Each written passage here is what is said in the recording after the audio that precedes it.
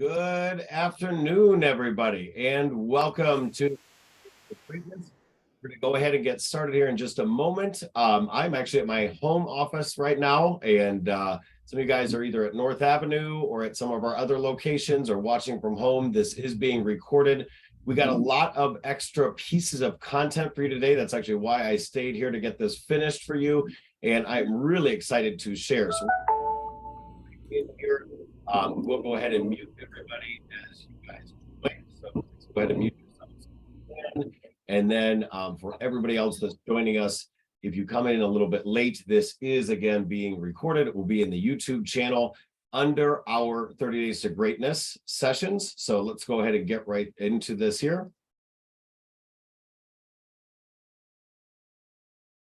So I have got a brand new bunch of slides. If you've been in this before with us, this is some all new content for you based on some things that we have been learning as a group, some questions you guys have had individually, and also just in the state of the market, some of the things that have changed in the market. You could not be here at a better time for us right now because of everything we've got going on. We've got some new technology we'll share with you today that will help you in your pursuit of building teams, and also some things that I've adjusted with my own structure. So always a fun thing to talk about with team building, how to leverage systems and people to increase your income and provide expansion, exit strategies for realtors. So that's what we're here to talk about today as part of 30 Days to Greatness. So first off, this is an older slide, then we're going to get into some new stuff. Is it time for you to build a team? We always are talking about teams because we believe that Exit is one of the best places in the brokerage community to build a team. But the question is it time for you to build a team? A lot of people jump into a team structure versus simply leveraging your own technology and your own highest and best use of your time.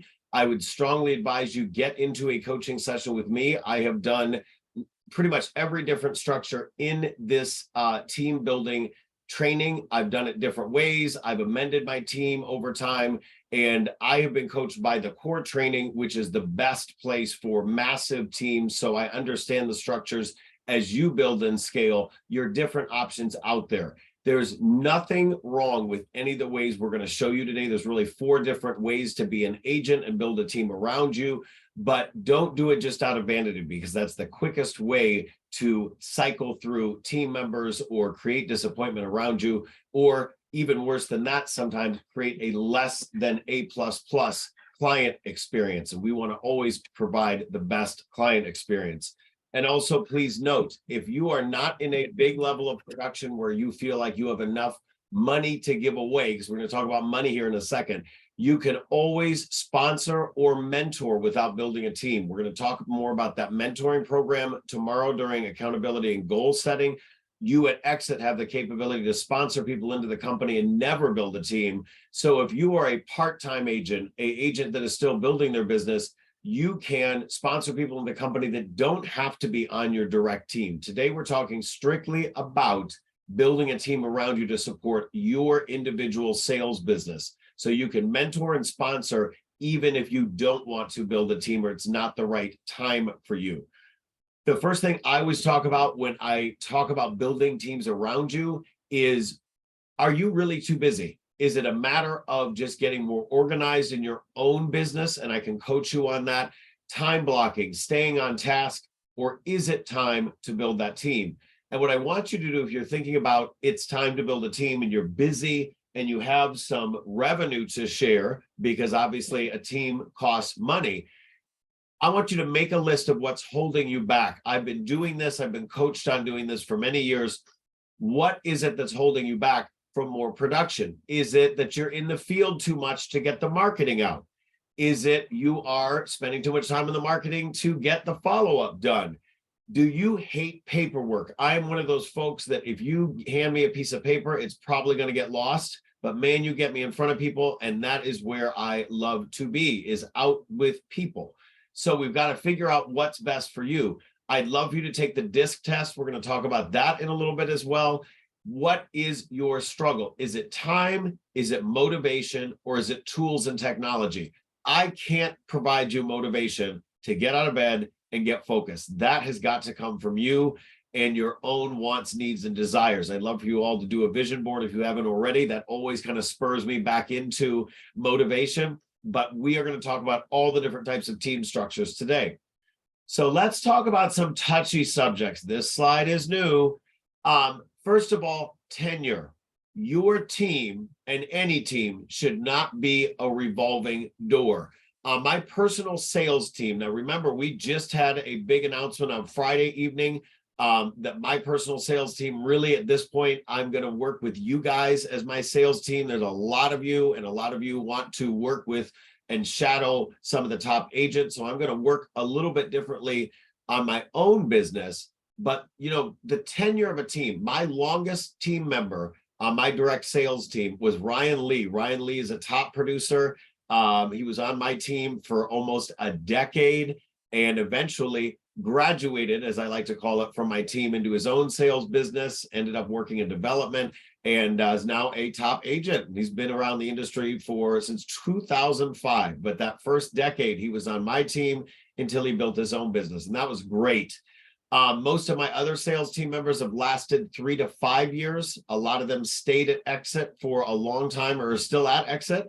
And even our own staff, I really can't stand turnover unless it's necessary or someone graduates to a better opportunity elsewhere.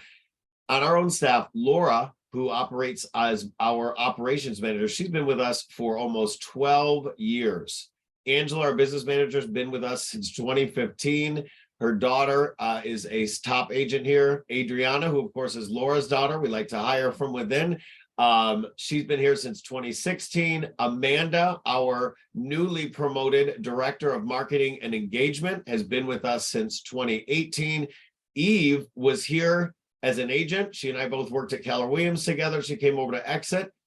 Grass may have been greener in appearance somewhere else for a little bit. Eve came back and is now our managing broker. So we love to bring people on board that are going to stay on our team or in our organization for a long, long time. We have the longest running staff tenure as a group of any brokerage in Chicagoland. That is absolutely unheard of that we have so little turnover. But at the same time, you want to make sure you're hiring right on the way in, because you get the wrong person and it's really going to make your organization suffer. So let's talk about some of these touchy subjects.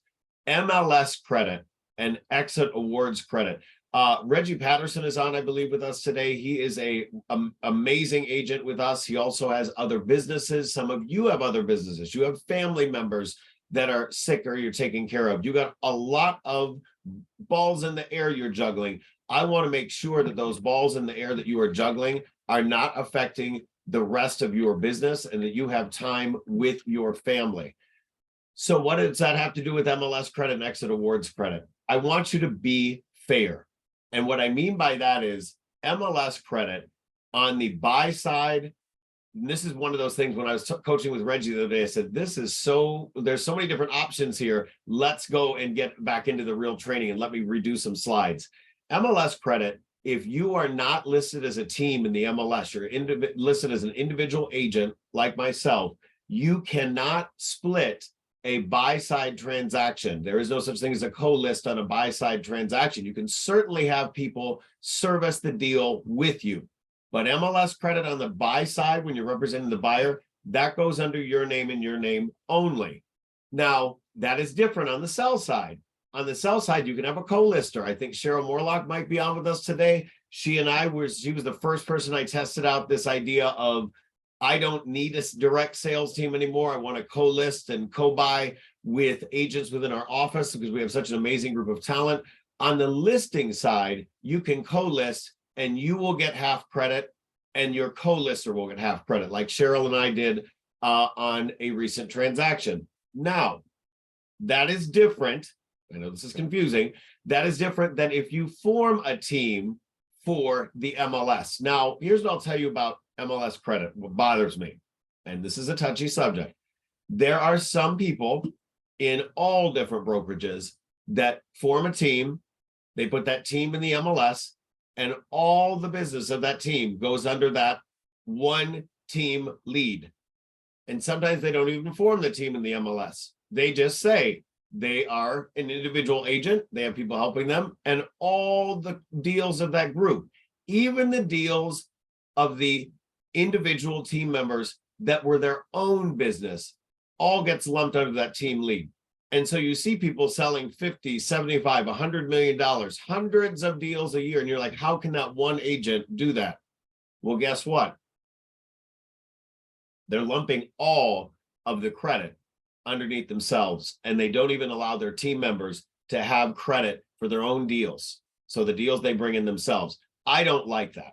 Just my personal preference. I've never done that. I've always allowed my team members to continue to close their own deals under their own name, get their own testimonials. And that's why people like Ryan Lee, some of my other team members lasted 3, 5, 10 plus years. And they were because they were still able to build their own business. The exit awards are different. If you sell at least 25 units, and that can be in proportion, you will get an exit award. So my most recent team member, Tabrin, amazing guy, really, really did a lot for my personal sales business when that was my focus as much as coaching. He was able to get an exit award last year because I split a lot of my deals with him. We're going to go into that model in a second. And so he got his own exit sales award. He got his own credit in the MLS for his deals. But when you split a deal, whether it's 50-50, 60-40, 70-30, whatever your deal is with your team member, in exit, the dollar amount that was split, the credit for that deal will be split accordingly. So suppose I did 55% to me, 45% to my team member in terms of the commission. Well, guess what?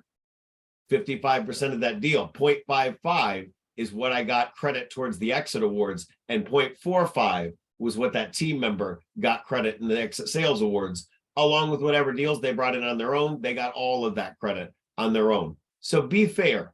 And I would love to coach with you individually, because remember, each situation is going to be different. We're going to talk about that in a moment as well.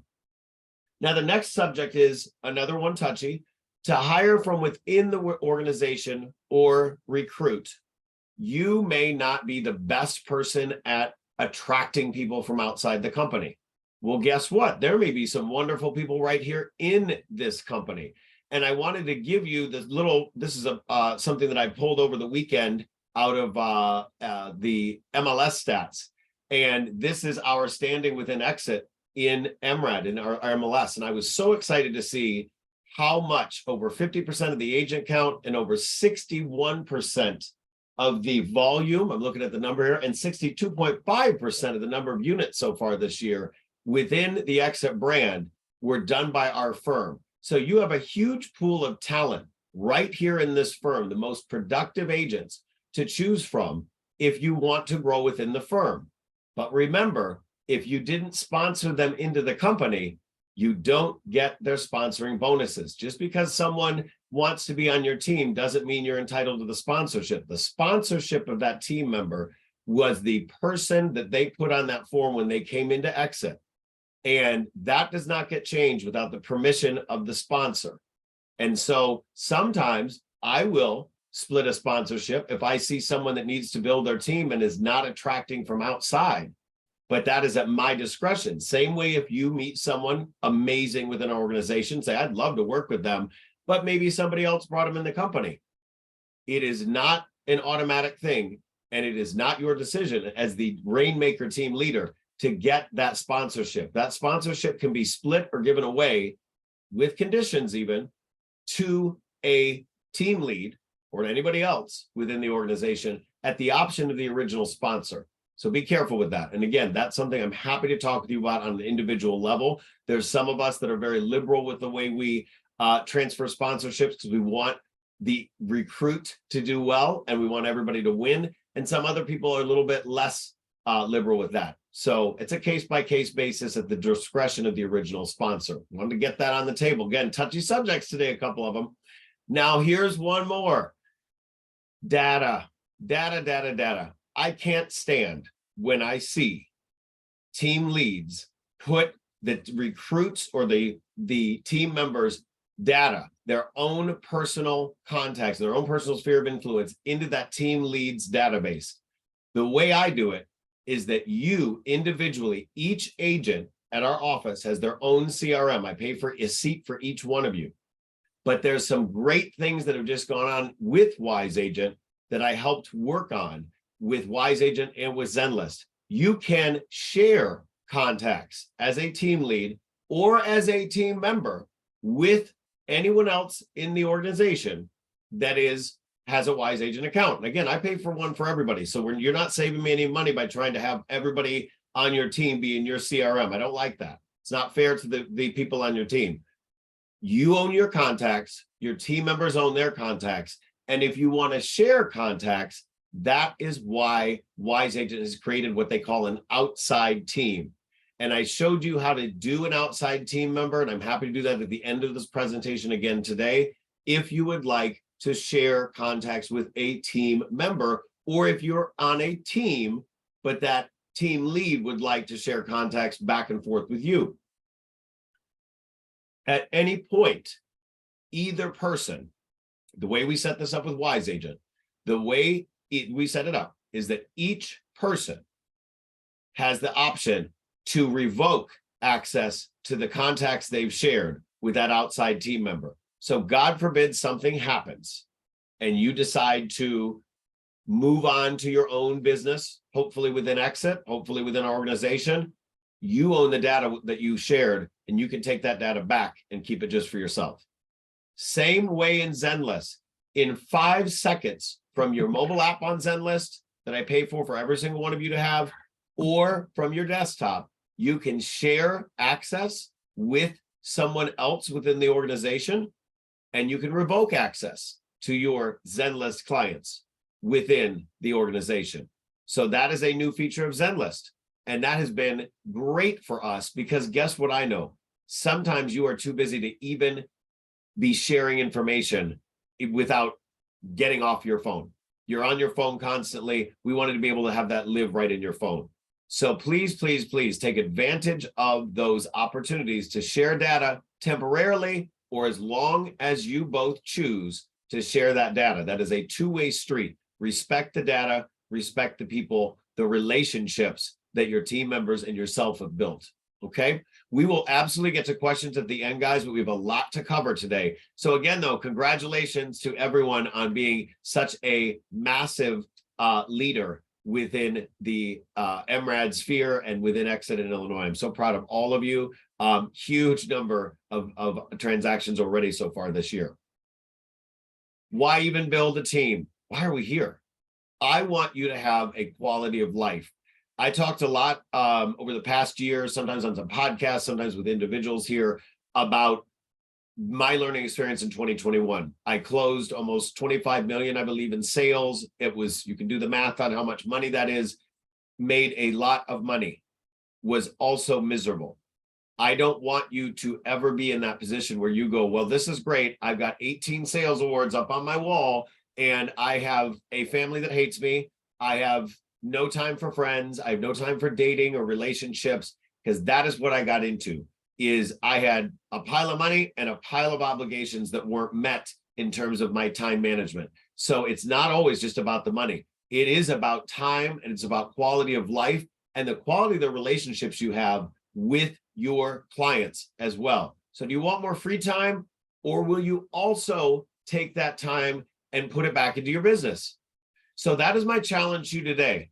If you're going to make that list of those things like I did, and I can share that list with you of the things that I didn't want to do anymore, like fill out my own listing contracts, like turn all the documents in to the attorney, like sometimes even doing a market analysis. Although the problem is, if I'm the one that saw the property, how can this team member be the one to do an accurate market analysis? So you're always going to be evolving as a team lead.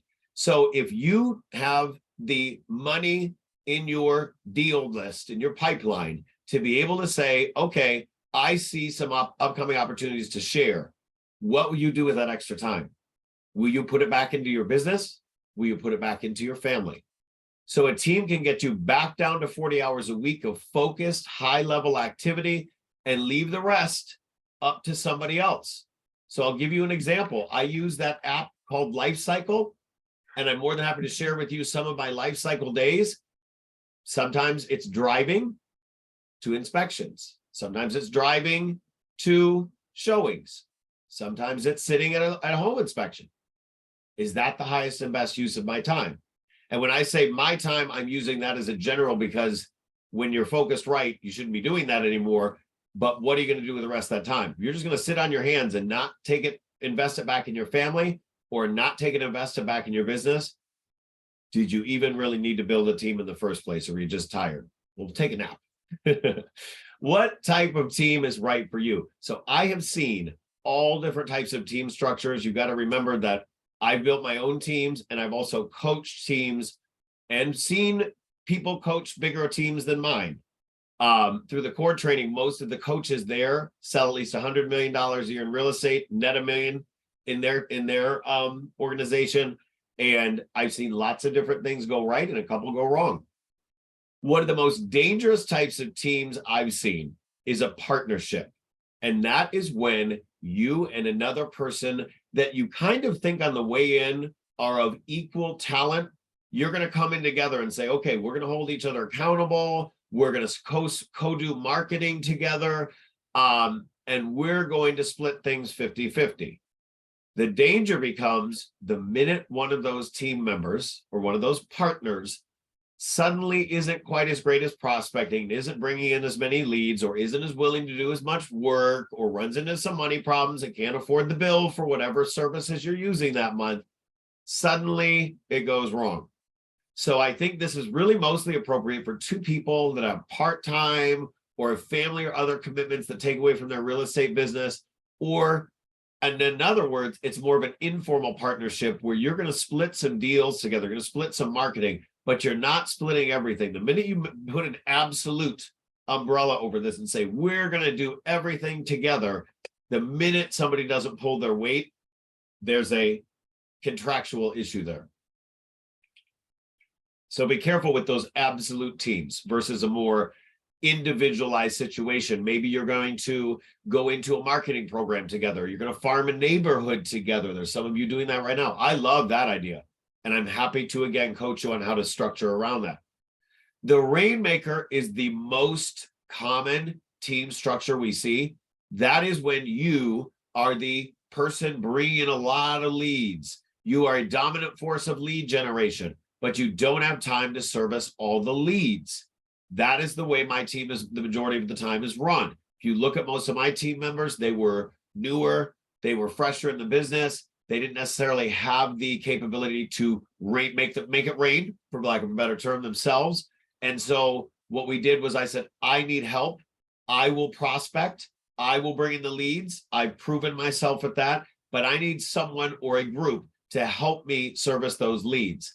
And then that team leader is going to be the one that holds the team accountable. We're going to talk about that structure more shortly. And that's the driving force behind marketing. They're really running the ship. They're the engine, the locomotive, that big engine that is going to be driving the rest of the train. So you got to have enough leads in order to give leads out. Be careful. That's the danger with Rainmaker, is you get busy for a couple weeks and you decide you need a team, but that wasn't a permanent pipeline of deals. And suddenly you have people disappointed going, well, I thought you were going to give me leads. The third, and one of my favorite pieces, is a mentor. So a mentor, or the founder of a group, but they're really going to just focus on mentoring. You can do that just by sponsoring people into the company. You're going to get 10% residual bonuses. Or you're going to be part of the mentoring program here where you didn't even have to sponsor them in. The sponsor gets their money. And if these people are new and they're only at a 70% commission, they haven't hit that 10 deal threshold to get to 80-20 with us, I'm giving up that additional 10% from me, not the sponsor, but part of my profit, in order to help the mentor's mentor that haven't brought a lot of people on board and have the time to mentor and get that newer agent into production. We're the only office doing it like this, where it doesn't come out of the sponsor and it doesn't come out of the recruit, because I think anything below a 70% is awful. And I believe that if we have not gotten you to at least an 80% commission, we have not done our job for you either. So that's why we've got that mentor opportunity as well. So who do you hire? I have done it all the different ways, and I have seen it done all the different ways in here and outside in the regular brokerage community. Here's the models. Your first model is the one that I'm always nervous about, and that is the unlicensed assistant. That is the people that they don't have a real estate license, they can't show homes, they can't sit open houses. You have to suddenly create an hourly wage or salary, which means a tax implication if they are not a 1099 where they've got their own business they've set up. So I have a guest on today that I'm talking to that if you can scroll down the screen, you may recognize her name, that I highly respect in the industry, that she's been at other exit offices as a leader and as an administrator and just as an amazing human being. And she and I are talking about, do I need some help on the contract work on the back end? But does she want to do it as a real estate agent? Probably not. So the virtual assistants out there, the virtual assistants, I would look into a virtual assistant service versus finding an unlicensed person that's untested, doesn't understand any of this stuff, and you've got to create an hourly wage or a salary, which means tax implications to you too. You don't want to start getting people on payroll. Are you making enough to do that? That is scary stuff. The other danger with an unlicensed assistant is that, again, beyond that 1099s, you can't get them into the field. You know, they can not do a lot of the stuff. They've got one hand tied behind their back unless they're going to be licensed. So go back to that list I asked you to create. What do you need help on? What do you need help on? You know, Amanda's on here today as our newly promoted director of marketing engagement. If you're struggling a Wise agent, there's help 24 hours a day. If you need content, you have Amanda. If you need coaching, you have me. If you need bodies in the field, unlicensed is not for you. Licensed team members, they are more expensive over time, but they have no overhead when between closings. They take a portion of the commissions only. They're motivated to help you close more deals, aren't they? Because they're not getting an hourly wage. And they can do more tasks due to their licensing. They can show properties, they can write, negotiate contracts, they can sit your open houses, they can be at inspections, all that kind of stuff. Then there is the even most new to this idea, and that is a showing agent. Now, of course, we have Showami, which I love. If you don't have Showami yet, get with Laura. She'll get you signed up with Showami. Makes it very easy on a case-by-case basis, on an emergency basis, on a, okay, I don't want to drive out that far, but this is the only house an hour away that my client wants to see and everything else is closer to me. You can have a showing agent. They're licensed, but rather than taking a percentage of the deal upon closing, you get a fee per showing or group of showings, and they simply show the property. They do not write contracts. They do not do other work, because remember, we're going to talk in a moment about relationships and who is the relationship with in terms of you're a rainmaker. Did you properly introduce this team member, or did you just dump them with a showing agent and they have this poor buyer or seller has no idea who this person is?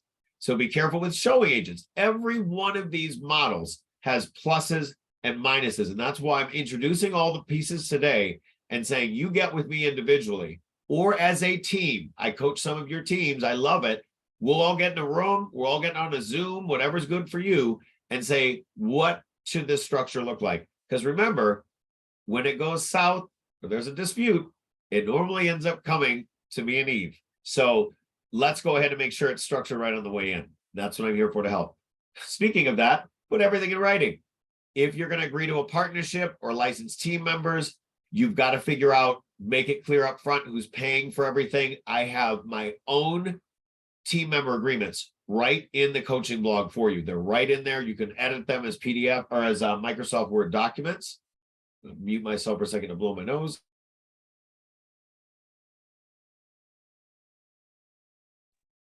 And right in those team documents, the second bullet point here, I always agree to the expectations. We're going to set our roles. We're going to talk about the MLS credit. We're going to talk about the own deals of the person. I would not take money on the deals that they bring in, the team members themselves, if you're not doing anything to support that. Don't be greedy. You're getting help. You're going to pay them for the help in a commission split, most likely. But what are you doing on their deals? If you sponsor them into the company, you're already getting 10% residuals. Don't be greedy. It's one of the first ways to lose a team member. Let's also talk about branding. You have the capability, like I've got my branding right next to the EXIT logo. You can have your branding right next to the EXIT logo. Amanda can do that design for you. You can completely brand as a brokerage within a brokerage right here at EXIT. We love when you do that. Remember, IDFPR makes that they want the EXIT logo equal to the size in the state of Illinois or greater than the size of your logo, the lettering, the writing, the overall size of it. So Amanda has those guidelines. You need to agree to meet once a week with your team member, our team members. This is something that I've fallen off from on time to time, and it creates chaos and it creates disappointment and frustration for all parties. Agree to meet, time block for the meeting, review your numbers, review your lead gen, identify any issues, talk about your pipeline. This is sometimes the issue with virtual assistants. Is that something they're going to do? Are they able to physically help you in any way? The virtual people, they can't help you put up a lockbox, put up a sign, things like that. So again, go back to that list you're going to make at the beginning. What are you struggling with? I have a closing today. I need to go run and get a bottle of champagne. Was that the highest and best use of my time? But at the same time, did I want to pay somebody else to do that? It's always a toss-up. Think about your pipeline. So I've got the sample agreements here for you next. And again, these sample agreements, they really have not changed over time, hardly at all. I've been running the same team agreements that I was coached on since 2000, I think 8 or 9, and very little changes since then. Again, these are in the coaching blog. You will notice some of the stuff now has been taken by technology. So in other words, I don't have to set up searches anymore in the MLS, do I? You know what does that? Zenlist. It takes me 10 minutes to set up showings because it's all in Zenlist. So some of you just need to use the technology because some of this list right here is even archaic at this point. So then here's my seller side agreement. Again, these are in the coaching blog. All the different things that are there for you in terms of things that I have felt I needed help on in the past. But I'll tell you another piece that has taken away, that's been taken away out of that agreement for me. I don't believe that if I did the listing appointment and saw the property, that someone else should be doing the market analysis. They can darn well go into RPR and pull up a neighborhood report or a market activity report, but they can't do the market analysis if they didn't see the house. You're really treading on thin ice, I think, if you delegate that out. What do you delegate? And then here's a sample partnership agreement. We very rarely see these. This is not really something we've seen a lot out there, but when we do see them, this is the structure that I have followed in the past. We always do talk about an exit strategy on the way out because inevitably a great team member will cycle out of your team. It is pretty rare to have a Ryan Lee that lasted a decade. And when he graduated from my team, he was able to graduate in a way that he stayed at EXIT for a good number of years. He really enjoyed to continue to mentor and coach with me. He brought some people on board the company. It is really smart when you can keep people here, unless they find a better opportunity or they simply are needing a wage and that wasn't what you were looking to give. Let's talk about communication. So you can share your calendars. Now, again, this slide is not new. I will tell you right now that one of the beautiful things about Zenlist is because you're sharing the client in Zenlist in the same way in Wise Agent, you really don't have as much need to share calendars, although I still like everybody on my team to see my calendar. So every single person in our office leadership has access to my calendar. All of you can go and schedule times with me using Calendly, but the leadership within our organization as a staff, they all see my calendar. And your team should be able to see your calendar too, because a good team leader will be leading by example in terms of lead generation, time management, etc. I do like a combined email inbox for lead generation. That way it's nicer if, again, God forbid a team member cycles out, that email lasts. So that email can go on to the next team member, if so desired. So there's ways to do that very easily, or you can simply have them have their own email address, because remember now with Wise Agent and Zenlist, the data is shared on a potentially temporary basis and can be revoked by either party at any time. A Google Voice account is great as well. You don't want to give access to your cell phone to a team member. And this is not a reflection on any of my team members. All my team members have been amazing over the years in terms of data and respecting my data. But I do like to be able to forward voicemails. Most of our phones now can forward voicemails, but a Google Voice number on signage, etc., is great. Another genius thing in Wise Agent is that your team member can go in and look, if they're an assistant, can go in and look at your Wise Agent and go into an individual person and see all the Gmail conversations in there, but they don't have to see all your inbox. It's a genius thing about the way Wise Agent set up their interaction and integration with Gmail. Last but not least, Evernote, Dropbox, Google Drive for shared information. Obviously, we have Dotloop in our office, which is another genius way to share information. But I do use Google Drive with all of you and with our office management as well. If you're sharing photos, marketing, things like that, I've enjoyed Google Drive as the easiest way to do that. So let's talk about way to leveraging and maximize the team effect. I do like the DISC test, DISC. That is a nice way to kind of figure out what your strengths and weaknesses are. You do not want to hire someone that has the exact same personality as you. Now, I try not to speak in absolutes, but I will say this much. If you're super fun and super high energy, but not the most organized, and you hire a team member that's super fun and super high energy and not the most organized, what happens? Nobody's organized. And unless you have another team member or assistant or admin or virtual admin doing the rest, then you have a super fun team with a mess on the back end. So you oftentimes will find the highest level of teams will have a real sparkling personality on the front end that loves being social, but tends to be a mess with paperwork. Sometimes you will have an amazing organizational person as the lead on that team, but they are not the best front end person. They're not patient. They don't want to drive around anymore with clients. They've been there, done that. That may be the person then that's running the back end. So you've seen there's no cult of the D, as they say. There's another organization that several of us have been a part of that really they love the D personalities and say they are the ones that should be the team leaders. You know, that's the natural, easy way, but also I've seen some amazing S and C personalities. C personalities, they love the analytics. They really understand data. They can drive the team. They just don't necessarily want to be the face of the team. So I'm happy to coach you on who could be great people for you and also help you interview and all that good stuff. So let's talk about buyers, agents, or assistants. Scheduling the showings, being the driver, providing contracts assistant if they're licensed. The team lead does negotiations always, unless you are such a massive team, you have the team individual agents doing that. And why is that? Think about the way the leads came in. If you're buying leads and paying to talk to strangers, it doesn't necessarily have to be a relationship with that team lead.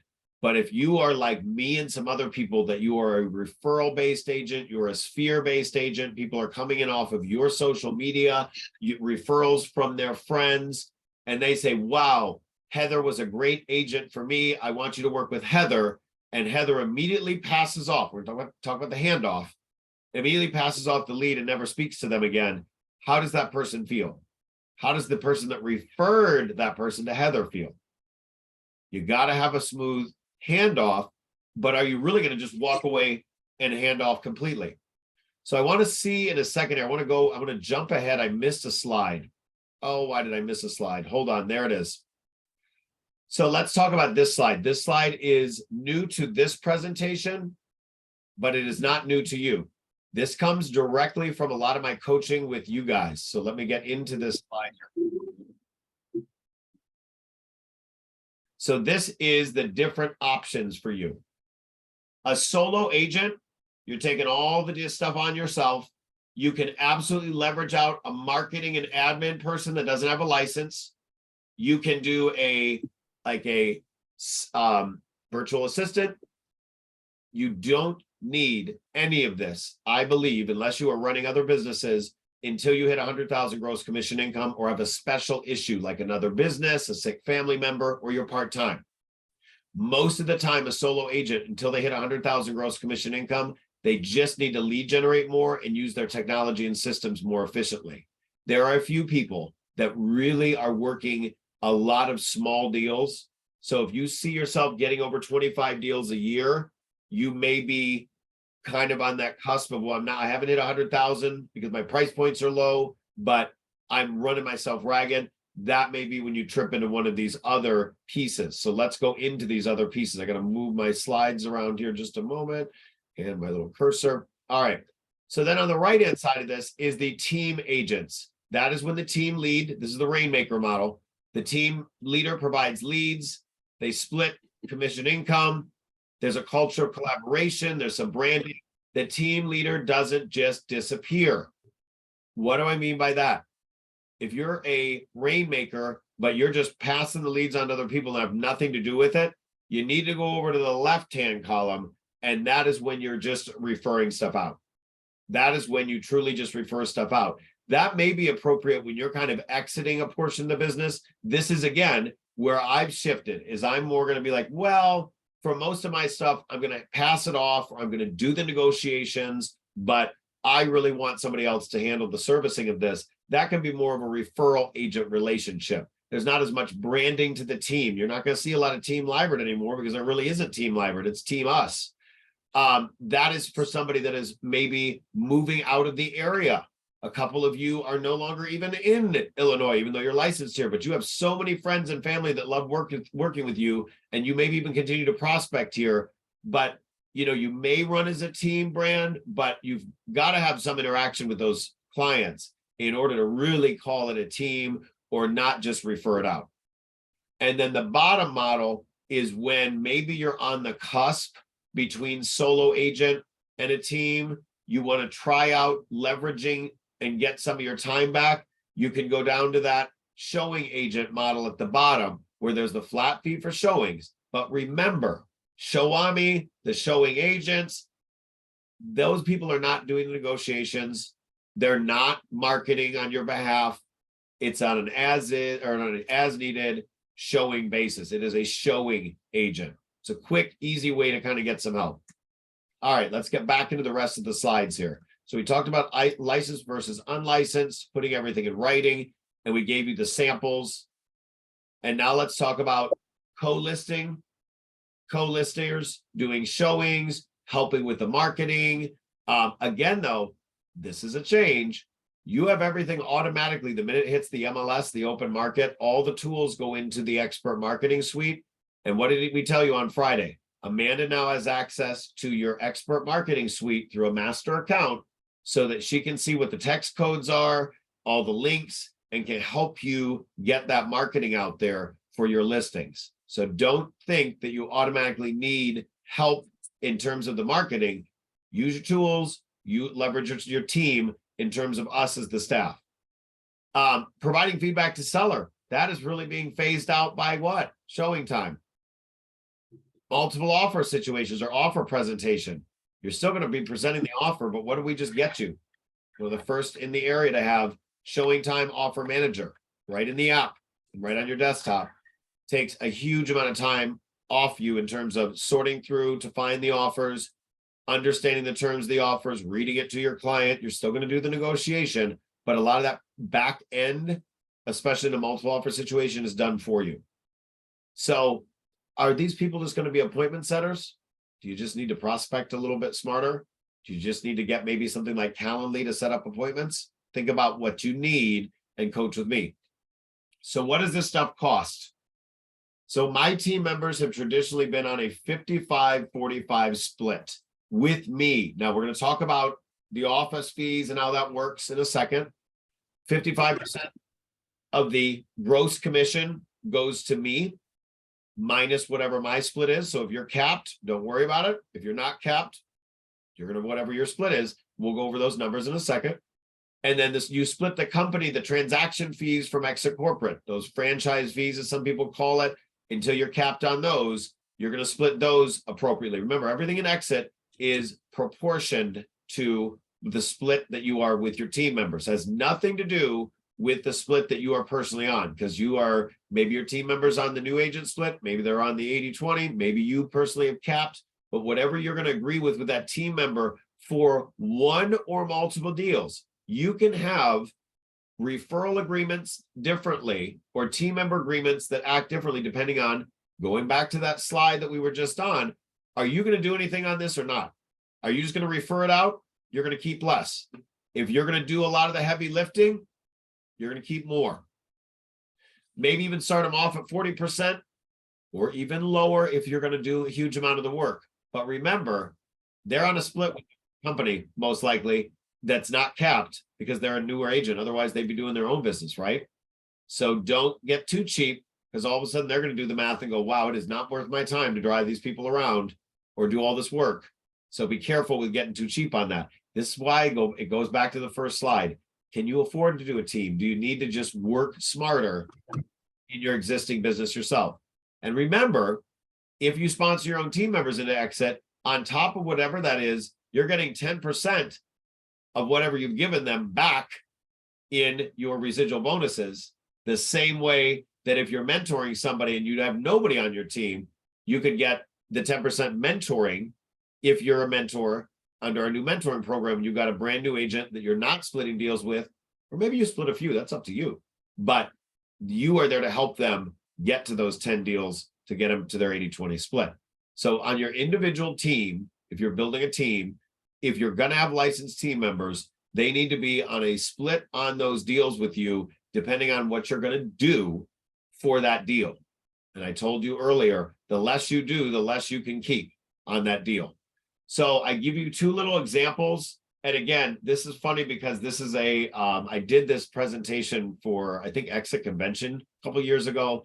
And you'll notice that, the Rainmaker is on a 70-30. None of you guys that are Rainmakers are anywhere near a 70-30. You're much higher than that with us. Most of you that are Rainmakers or team builders or team leaders are capped halfway through the year, however long it takes you to cap. But on a really base split, $10,000 that comes in to the company off the top, if you're keeping 55%, it's 5,500 times whatever your split is, and then minus whatever your share of the transaction fee to corporate is until you cap on those transaction fees. So if you're taking 55% of the money, you're taking 55% of the responsibility for the transaction fee to corporate until your team member or both cap out.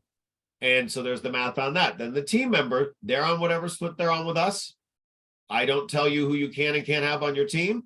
So if you've got somebody that's on a higher than 70% split on your team, God bless them. If they cap out, we've had team members cap out. God bless them. Great, good for them. So whatever split they're on, that's their business in terms of the split with the office. And then they would pay their portion of the transaction fee until they're capped out on transaction fees. Everybody, all this money, by the way, coming in contributes proportionally to your individual cap with us and to your individual franchise fee or transaction fee cap to corporate. So the nice thing is, no matter how you split it up, it's all aggregating towards everybody's caps, because we want everybody to cap and we can make it. The transaction coordinator, this is the virtual assistant. This is something that I'm still on the fence on, because I'm wondering, for some of you, are you just not maximizing your time, or are you setting yourself up to have somebody sitting at a computer when you really needed them out in the field? So keep up to speed on what I do with our wonderful guest that is on today, who will remain nameless for the moment, because I'm going to be working with her on some ideas about this idea, because I don't really have that many clients anymore. I'm splitting or handing off most of mine. But for a couple of friends of mine, I'd love to still show them a couple houses. I'd love to still use the tools, because that's how you have these tools, is that I figured out where the weaknesses were, like in our MLS, places like that. And I'm like, ooh, these apps there is no app for our MLS. There is no way to get the private listing network listings to your clients. But do I really want to even be doing listing contracts anymore at all? Should I be? Should I be in more coaching with you? I think so, right? So the transaction coordinator model works if you do not have the need for somebody in the field, or if you have somebody working in the field for you, but they don't want to do the paperwork, they're not good at paperwork, etc. And that transaction coordinator can get, we'll go into another day, the transaction coordinator option. I just don't like a few things about it for most people. I'm going to share what those are. Some of you are just not yet organized enough in your own business to pawn that off on someone else. And you've really got to make sure that then that person is keyed in as the transaction coordinator from the beginning of the transaction. You can't bring on a transaction coordinator halfway through the transaction. That person also has to really understand real estate. I have seen some people put in a transaction coordinator role simply because they weren't licensed yet, and they didn't understand how a deal works. So has a law degree, has extreme experience in dealing with not only people of all personality types, but also transactions and property management. But that is the type of person that is hard to find. So I want to table the transaction coordinator option and play with some experiments for you guys. There are virtual assistants out there, but remember, does that virtual assistant understand how to use our MLS? Do they understand how to use Dotloop? Do they understand how to fill out contracts? Should they be filling out contracts? What is the law? Be very careful with that option. And I really don't like you moving away from the idea of you are doing negotiations, you are handling as that rainmaker or as that licensed agent, those key transaction milestone pieces for your clients. I've seen that really go bad.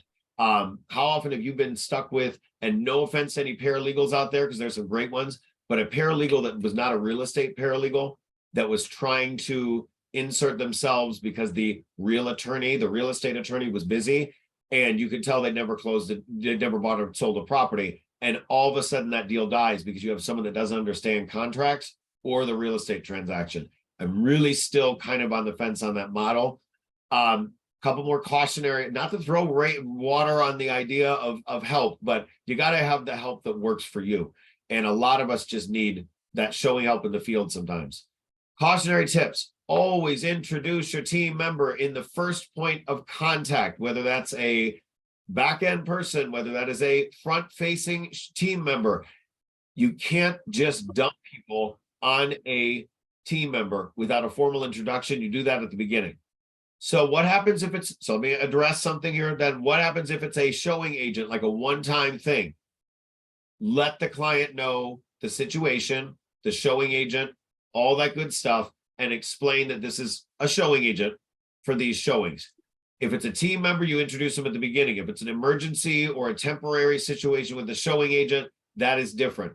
Every time that I've not introduced my team member until later, the client feels pawned off on someone else, even if it's a stranger, even if it's not a natural referral or a relationship-based lead. If you started doing the talking and suddenly they get lumped off on this person that wasn't introduced in the beginning, causes a problem. One thing that I've done wrong, one of many things in life, but one thing that I've done wrong in real estate teams is I have disappeared. I wowed them at the beginning, got them all hyped up, introduced the team member, and I didn't read my emails. And I got too busy with other stuff. And I had no idea what was going on with the transaction. And then you look useless. And guess what? That team member may be the next call that lead gets or that lead works on. If they have a deal with you now and they come back later, are they even going to remember you, or are they going to remember the team member? So really, do not disappear. Otherwise, refer the business and collect a referral fee. That's the easiest way. Some of you, that may be appropriate. Collect a referral fee. If you did the initial work and wowed them, maybe a referral fee. You know, we see a lot of 25% referral fees going around for just the pleasure of an out-of-state agent sending us a deal. We're thankful, you out-of-state friends. But if you did part of the work or the initial work, got them to a lender, got them pre-approved, etc., maybe you charge a little higher referral fee, but don't pretend it's a team if it's not. If you're not acting as a team, refer it out. I do like to check in with people, make sure that everything went good so far. Are they getting any questions answered? Do they have anything are they getting 100% wow service, as they say in the core training? Are they getting 100% wow service? And is there anything you can do to help? And every once in a while, you'll get that feedback, such as, hey, I really appreciate that there's somebody out there showing me homes. Will you come to look at the property at the inspection? A lot of times I will be the person, even when I've been using showing agent or team member, I will either not only do the negotiation, but sometimes, especially when it's a friend, they're going to want me to come see the property. Maybe it's the second showing. Maybe I go back for the inspection, but at some point I reinsert myself because I haven't disappeared if I'm going to be working as a team. So is that team member a good fit? I love longevity. You know, a lot of us here make substantial income sponsoring people into the company. I accidentally showed you guys the other day my 1099 from last year, not from our office, but from EXIT Realty Corporate. It's a six-figure residual income year after year after year. If you treat people right, they're going to stay. Now, maybe sometimes they find an opportunity elsewhere, or you just, we're not willing to do certain things. It happens, but longevity overall is key to your organization. Look at our office team. Look at most of my team members lasting for so long. You want them, if they're going to outgrow you, if possible, to stay within the organization. Sometimes there's just not enough leads for them. They're not generating their own business and they go to a team somewhere else. That happens. It's okay. Be friendly on the way out, because guess what? Like we said in this example earlier, the grass is not always greener. How many of your friends have popped in and popped out and then popped back? It would be really nice if we always can keep it where you can see your team members. I mean, I go to dinner with half of my team members, so it's always should be a fun thing, unless somebody treated somebody wrong on the way out. And I really believe that there shouldn't be stuff like that if you're communicating regularly. Tabor and I knew 6 weeks before he was leaving that it was time, and we were excited for him. You will have that happen. Do not take offense. Be happy for the folks. This is a small industry. The team that Tabor went to work on is Shaheen's ex-business partner when they owned a Remax. We're all in this together if you treat people right. I love seeing my team members out and shining in the industry, and you should too. By the way, let's talk a little bit again about that MLS credit one more time. If you're going to take the MLS credit on your buys and anything else, please give at the very least, split it in memo. And memos are accounting software. You probably don't even know what that is. We don't talk about the word. And so Angela and Adriana deal with every day is memo. I love to see people win awards at convention, even if they're on a team. That's one of the coolest things out there. Be really fair with that. And let's talk about how to find these folks. And then we're going to wrap it up for today. Social media is massive. Absolutely massive. Andy O, even though Andy O was never on my team, I don't think ever wanted to be on my team, never asked to be. Andy O came to our company almost 12 years ago, a month before Laura, through a social media post. We were social media friends. He was an agent, wanted to get more training and coaching. That's how Andy found us. Social media is massive. Industry events, associations, inviting realtor friends to our content, to our podcasts.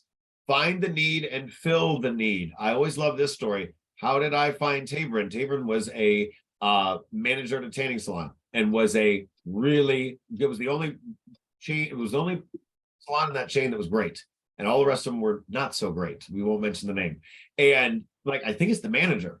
My best friend Taylor, who some of you know, goes, I think it's the manager we went to the same place. He's like, that's the only one that's good. That happened to be a conversation. Tabor followed me on social media. Again, going back to social media example, because I think I want to get into real estate. I'm like, I'll help you get your license. Find the need, fill the need. But you always want to keep a list in your phone of what's bothering you. I still have a list right now of what, even as of this weekend, I'm like, I want some more help in some ways. There's some other stuff I don't need help on anymore. Find the need, fill the need, communicate the need to your team and to the world around you. And it's amazing how great things will manifest themselves. My special guest on the call today saw the post from this weekend, was like, hey, you need me? I'm like, I have wanted to talk to you for a long time. So find the need, fill the need, treat people kindly. It's amazing how the world will work in your favor when you do.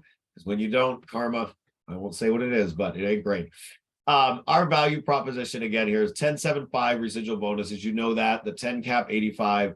You know all this stuff. This slide is, if you're a guest or you see this later and you want to talk more about why we're kind of exit on steroids here, we can talk to you about that later.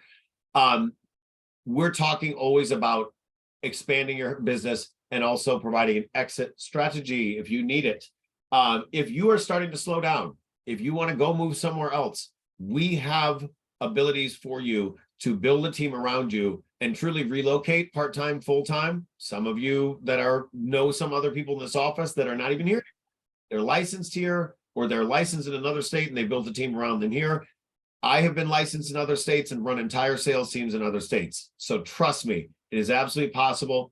Come coach with me. It can be a gradual, slow burn into a different role. Think about how long I've been talking about wanting to kind of dissolve Team Libert and just do this coaching. It took me 18 months to get here. So it will take you a while. Communicate with me, work on the technology. You can't build a team without business. So let's always start with how can I get you more business? Have fun with it. There's some fun pictures of events I've thrown in the past, clients I've had over the years.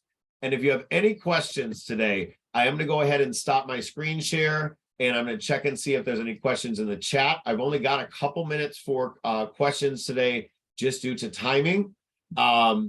We want to, let me see here. I'm just going to read something since I stopped my screen share.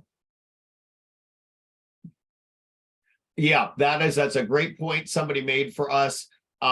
You definitely want to always check in with me if you have a need for a team or if you are new and want to go on a team. Let me help you make sure that that's what that person's looking for a team. So can always help you with advice on that. We will talk more and more about teams, mentoring, all that good stuff in the near future. Today has been recorded though. I want you to absorb these slides and I will have these slides available in the coaching blog in addition to the whole video. So if you don't want to watch and see my face again for 62 minutes, you will have the ability to just have these slides in the coaching blog. Thank you so much for being here. Really appreciate Reggie for kind of kicking us off on this conversation because of his need to build.